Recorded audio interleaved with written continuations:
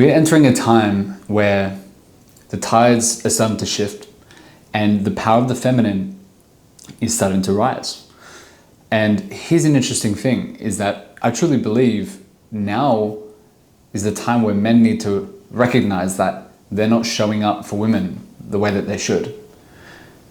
That there has been a time where, yes, Western culture and women being promiscuous and all of this has been focused on, and men have been looking down on women in that regard. But I truly do believe that a lot of these traits in women where, let's say they're being toxic or whatever it is a byproduct of how men are. And men use this and they look at the repercussion of how they've been showing up, and they spit on women and they disrespect women. But the reality is that the way that most men are being right now is providing no safe space for a woman to feel safe and to feel like they could even submit to a man. And you wonder why women are acting as men and women have their guards up around men and they're not treating you the way that you want to be treated. And the reality is I was like this as well. When I was younger, I had trust issues with women. Growing up with my family environment, women in my life, there was a lot of themes around betrayal, being vulnerable and getting hurt. Then it went into my relationships, got cheated on, I believe. So I carried this hurt and I carried this pain, and my coping mechanism moving forward was actually to be a bit more dismissive and disregarding of women, because really I was trying to protect myself. If I opened myself up to a woman and I gave them my heart, so to speak, then they could hurt it, right? And this is actually what you see a lot nowadays, which is the hurt hypermasculine. The person who's trying to overcompensate of being a man and what it really is to be a man, right? And that projection shows up in them being overly aggressive, very dismissive to women, putting them down, feeding into that cycle of insecurity that women have, right? To where then their coping mechanism is to act in ways that men don't like. But the reality is that this hurt hypermasculine character is something that men need to be responsible for. Because the reality is for me, for example, getting hurt by a woman who also had her things, right? She grew up in her environment and maybe promiscuity was a bit more common for her and her upbringing.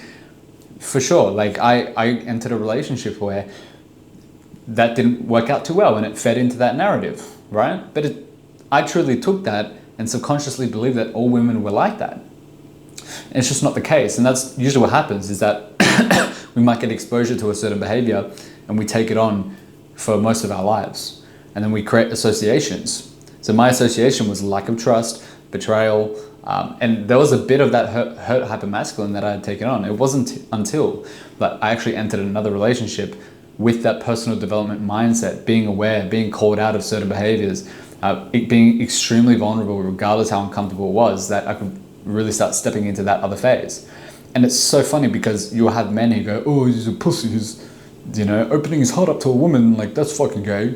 Like, they're very dismissive like that. And I'm like, dude, you're hurt. That's why you talk like that. Like, you struggle to connect with women. Your association with women sucks. That's why you struggle to have true connection in your life. The reality is that the feminine is beautiful. It's divine, right? It's the yin and yang of life. But if you were to deny that and to spit on that, what does that say about you as a person? And it's just crazy, Even today I had that realization. I'm like, wow, things have changed. The tide has turned. And it happened exactly that moment at 11:11. My whole body was full of tingles, vibrations. And I believe that's where the world is going, is that men have to show up more. Be the kind of man who can provide a safe space for a woman. Treat him with respect. Be a gentleman. And watch what happens with the woman. They won't shit on you if obviously you're a man who has his own boundaries, but you lead him with respect and you can navigate accordingly that way. If a woman feels safe around you, she'll give her heart to you, right? She trusts you, but you have to start. You have to be that person first. And if you're waiting for them to do that first and you're just going to lead with that toxic behavior, then of course, what do you expect to change? You'll probably just hurt that woman. And that's the reality. If you really love someone, and you're going to enter that relationship with that negative connotation, be very, very careful and be extremely self-aware.